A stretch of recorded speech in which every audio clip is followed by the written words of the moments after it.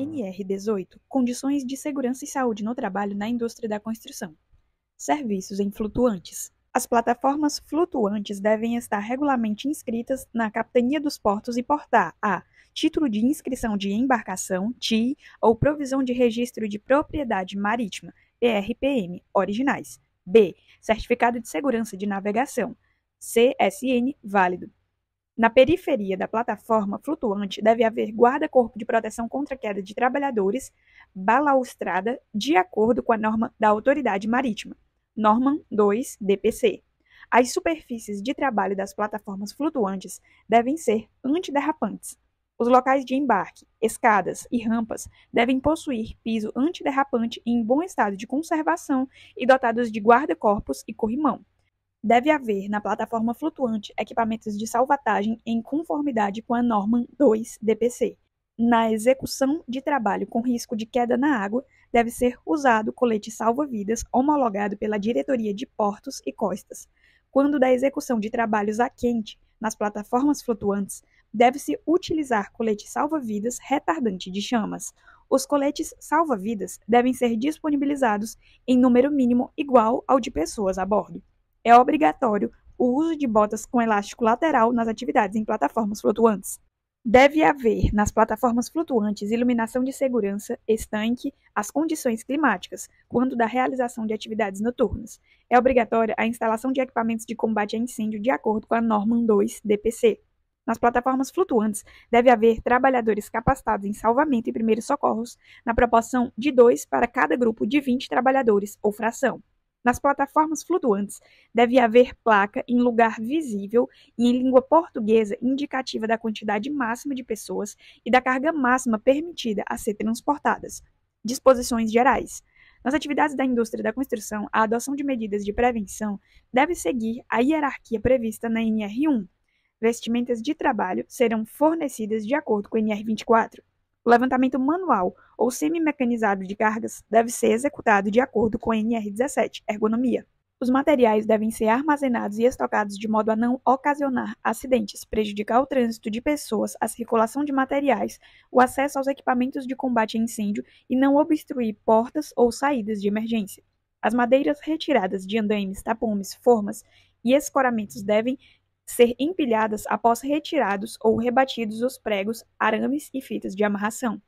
Os locais destinados ao armazenamento de materiais tóxicos corrosivos, inflamáveis ou explosivos devem a.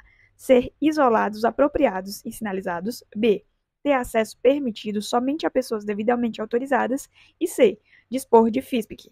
O transporte coletivo de trabalhadores em veículos automotores deve observar as normas técnicas nacionais vigentes. O transporte coletivo de trabalhadores deve ser feito por meio de transporte normatizado pelas entidades competentes e adequado às características do percurso. A condução do veículo utilizado para o transporte coletivo de passageiros deve ser feita por condutor habilitado. O canteiro de obras deve ser dotado de medidas de prevenção de incêndios em conformidade com a legislação estadual e as normas técnicas nacionais vigentes. Os locais de trabalho devem dispor de saídas em número suficiente e dispostas de modo que aqueles que se encontrem nesses locais possam abandoná-los com rapidez e segurança em caso de emergência. As saídas e vias de passagem devem ser claramente sinalizadas por meio de placas ou sinais luminosos indicando a direção da saída. Nenhuma saída de emergência deve ser fechada à chave ou trancada durante a jornada de trabalho.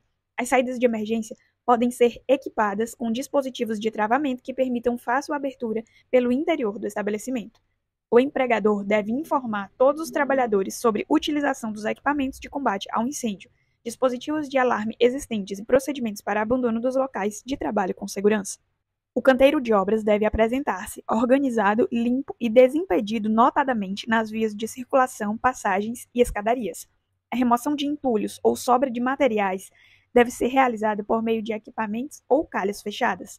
É proibido manter resíduos orgânicos acumulados ou expostos em locais inadequados do canteiro de obras, assim como a sua queima.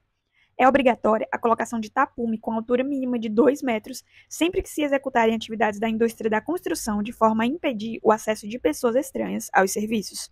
Nas atividades da indústria da construção com mais de 2 pavimentos a partir do nível do meio-fio executadas no alinhamento do logradouro, deve ser constituída galeria sobre o passeio ou outra medida de proteção que garanta a segurança dos pedestres e trabalhadores de acordo com o projeto elaborado por profissional legalmente habilitado. Nas atividades da indústria da construção em que há necessidade da realização de serviços sobre o passeio, deve-se respeitar a legislação do Código de Obras Municipal e de Trânsito em vigor. Os canteiros de obras devem possuir sistema de comunicação de modo a permitir a comunicabilidade externa. A madeira a ser usada para a construção de escadas, rampas, passarelas e sistemas de proteção coletiva devem ser de boa qualidade, sem nós e rachaduras que comprometam sua resistência estar seca, sendo proibido o uso de pintura que encubra imperfeições. Em caso de ocorrência de acidente fatal, é obrigatória a adoção das seguintes medidas: comunicar de imediato e por escrito ao órgão regional competente em matéria de segurança e saúde no trabalho, que passará a informação aos sindicatos da categoria profissional. B. Isolar o local diretamente relacionado ao acidente, mantendo suas características até sua liberação pela autoridade policial competente e pelo órgão regional competente em matéria de segurança e saúde no trabalho. C. A liberação do local pelo órgão regional competente em matéria de segurança e saúde no trabalho será concedida em até 72 horas, contadas do protocolo de recebimento da comunicação escrita ao referido órgão. Disposições transitórias. O Programa de Condições e Meio Ambiente de Trabalho da Indústria da Construção, PCMAT, existentes antes da entrada em vigência desta norma, terá validade de até o término da obra a que se refere. Container. É proibido reutilizar container originalmente utilizado para transporte de cargas em área de vivência. Tubulões com pressão hiperbárica. Nas atividades com uso de tubulões com pressão hiperbárica, devem ser adotadas as seguintes medidas: a. Permitir a comunicação entre os trabalhadores do lado interno e externo da campanula pelo sistema de telefonia ou similar. B. Executar plano de ação para acidentes com descompressão com duração menor que a prevista na tabela de descompressão disponível em norma regulamentadora. C. Executar plano de ação de emergência em caso de acidentes no interior do tubulão. D. Manter no local grupo gerador de energia para a emergência. E. Possuir compressores, prevendo um de reserva para cada frente de trabalho. F.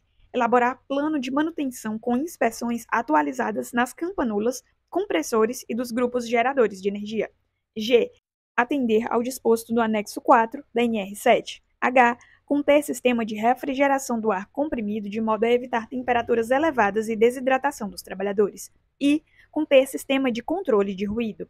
O plano de ação para acidentes com descompressão deve conter nome, CNPJ, endereço da clínica responsável pelo tratamento com oxigenoterapia hiperbárica, bem como o nome e CRM do responsável da clínica. O empregador deve manter ambulância ou UTI com médico no canteiro de obras enquanto houver trabalhador comprimido. Quando houver câmara hiperbárica de tratamento no canteiro de obras, esta deve seguir os seguintes requisitos: a. Estar instalada em local coberto ao abrigo de interações climáticas, em sala exclusiva, obedecendo a todas as determinações da Resolução RDC nº 50 de 2002 da Anvisa sobre elaboração e avaliação de projetos físicos de estabelecimentos assistenciais de saúde. B. Atender a norma técnica número 1 de 2008, Anvisa, riscos nos serviços de medicina hiperbárica. C. A operação da câmara deve ser realizada por profissional de saúde habilitado e o modo de tratamento, pressão, tempo de compressão e descompressão deve ser definido pelo médico habilitado, que deve permanecer na supervisão de todo o tratamento. D. O trabalhador sujeito ao tratamento deve ser acompanhado por um guia interno durante todo o período de tratamento, conforme determinação do Conselho Federal de Medicina. E. A Câmara deve ter revisão preventiva anual comprovada, assim como registro de teste hidrostático a cada 5 anos e teste de sistema contra incêndio a cada 6 meses. Deve-se evitar trabalho simultâneo em fustes e bases alargadas em tubulões adjacentes, seja quanto à escavação ou à concretagem, visando impedir o desmoronamento de bases abertas. Toda campânula deve ter a. Laudo de verificação estrutural atualizado a cada 5 anos, incluindo a pressão máxima de trabalho e laudos do teste hidrostático e de outros ensaios não destrutivos que se fizerem necessários. B. Manômetros interno e externo que indiquem a pressão interna de trabalho com medicação em sistema internacional. C. Termômetros interno e externo que indiquem a temperatura interna de trabalho com medição em sistema internacional. D. Sistema de ventilação artificial projetado por profissional legalmente habilitado. E. Aterramento elétrico de acordo com a NR10. F. Sistema interno e externo de descompressão. Para cada campânula, deve haver 2 compressores ligados em paralelo para que, em caso de pane, o segundo equipamento entre em operação de modo automático. Quanto ao uso dos compressores e grupos geradores de energia, devem ser atendidas as seguintes medidas: A. Ter silenciador de ruído. B. Ficar em toda a área coberta. C. Manter no local das atividades peças para substituição emergencial, como manômetros, termômetros, válvulas, registros, juntas e etc. D. Ter cuidado especial na captação do ar quanto à descarga de fumaça de veículos ou outros equipamentos. Os trabalhadores que adentrarem e ficarem expostos a pressões hiperbáricas devem: A. Possuir capacitação de acordo com a NR 33 e 35. B. Ter exames médicos atualizados de acordo com a NR 7. C. Seguir procedimentos de compressão e descompressão previstos na NR 7. O encarregado de ar comprimido deve possuir capacitação conforme o anexo 1 desta NR. Cada frente de trabalho deve possuir, no mínimo, 3 trabalhadores com capacitação para atuação como encarregado de ar comprimido. Os meios de acessos devem atender o previsto nos itens 18.8 e 18.9 da SNR. Os trabalhadores devem ser avaliados pelo médico no máximo até 2 horas antes de iniciar as atividades em ambiente hiperbárico, não sendo permitida a entrada em serviço daqueles que apresentem sinais de afecções das vias respiratórias ou outras moléstias. Os trabalhadores devem permanecer no canteiro de obras pelo menos 2 horas após o término da descompressão. Deve haver no canteiro de obras ou frente de trabalho instalações para assistência médica, recuperação e observação dos trabalhadores. Após a utilização de explosivos, só é permitida a entrada de trabalhadores no tubulão após 6 horas de ventilação forçada. Equipamentos de guindar. As obras iniciadas antes da vigência desta norma estão dispensadas do atendimento da linha B do subitem 18.10.1.25. Anexo 1. Capacitação, carga horária e periodicidade e conteúdo programático. Carga horária e periodicidade. A carga horária e a periodicidade das capacitações dos trabalhadores da indústria da construção devem seguir o disposto no quadro 1 deste anexo. No caso das gruas e guindastes, além do treinamento teórico e prático, o operador deve passar por um estágio supervisionado de pelo menos 90 dias. O estágio supervisionado pode ser dispensado para o operador com experiência comprovada de no mínimo 6 meses na função, a critério e sob responsabilidade do empregador. Conteúdo programático. O conteúdo programático do treinamento inicial deve conter informações sobre: A. Para a capacitação básica em segurança do trabalho. 1. As condições e meio ambiente de trabalho. 2. Os riscos inerentes às atividades desenvolvidas. 3. Os equipamentos e proteção coletiva existentes no canteiro de obras. 4. O uso adequado dos equipamentos de proteção individual. 5. O PGR do canteiro de obras. B. Para o operador de equipamento de guindar, o conteúdo programático descrito no anexo 2 da NR12 ou definido pelo fabricante, locador. C. Para o operador de grua. 1. Operação e inspeção diária do equipamento. 2. Atuação dos dispositivos de segurança. 3. Sinalização manual e por comunicação via rádio. 4. Isolamento de áreas sob cargas suspensas. 5. Amarração de cargas. 6. Identificação visual de danos em polias, ganchos, cabos de aço e cintas sintéticas. 7. Prevenção de acidentes. 8. Cuidados com as linhas de alta tensão próximas. 9. Fundamentos da NR 35, que trata de trabalhos em altura. E 10. As demais normas de segurança vigentes. D. Para o operador de guindaste. 1. Todos os itens previstos na capacitação para a operação de gruas. 2. Leitura e interpretação de plano de içamento. 3. Condições que afetem a capacidade de carga da máquina, em especial quanto ao nivelamento, características da superfície sob a máquina, carga, dinâmica e vento. E. Para o sinaleiro amarrador de cargas. 1. Sinalização manual e por comunicação via rádio. 2. Isolamentos seguros de áreas sob cargas suspensas. 3. Amarração de cargas. 4. Conhecimento para inspeções visuais das condições de uso e conformidade de ganchos, cabo de aço, cintas sintéticas e de todos os outros elementos e acessórios utilizados no içamento de cargas. F. Para o encarregado de ar comprimido. Normas regulamentadoras sobre segurança, análise de risco, condições impeditivas e medidas de proteção para compressão e descompressão, riscos potenciais inerentes ao trabalho hiperbárico, sistema de segurança, acidentes e doenças do trabalho, procedimentos e condutas em situações de emergência. G. Para o operador de PEMT, conforme disposto em norma técnica nacional vigente. H. Para os trabalhadores envolvidos em serviços de hipermeabilização.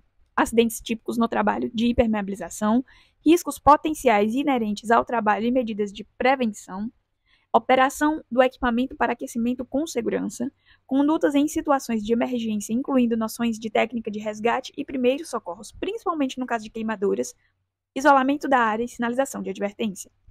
Para os trabalhadores que utilizam cadeira suspensa, modo de operação, técnicas de descida, tipos de ancoragem, tipos de nós, manutenção dos equipamentos, procedimentos de segurança e técnicas de autorresgate. O conteúdo dos treinamentos periódico e eventual será definido pelo empregador e deve contemplar os princípios básicos de segurança compatíveis com o equipamento e a atividade a ser desenvolvida no local de trabalho. Anexo 2. Cabos de aço e de fibra sintética. É obrigatória a observância das condições de utilização, dimensionamento e conservação dos cabos de aço utilizados em obras de construção, conforme disposto nas normas técnicas nacionais vigentes. Os cabos de aço de tração não podem ter emendas nem pernas quebradas que possam vir a comprometer sua saúde. Os cabos de aço devem ter carga de ruptura, equivalente a no mínimo 5 vezes a carga máxima de trabalho a que estiverem sujeitos e resistência à tração de seus fios de, no mínimo, 160 kg-força por milímetro quadrado.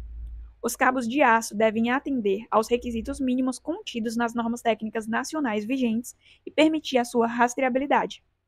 O cabo de aço e o de fibra sintética devem ser fixados por meio de dispositivo que impeça seu deslizamento e desgaste.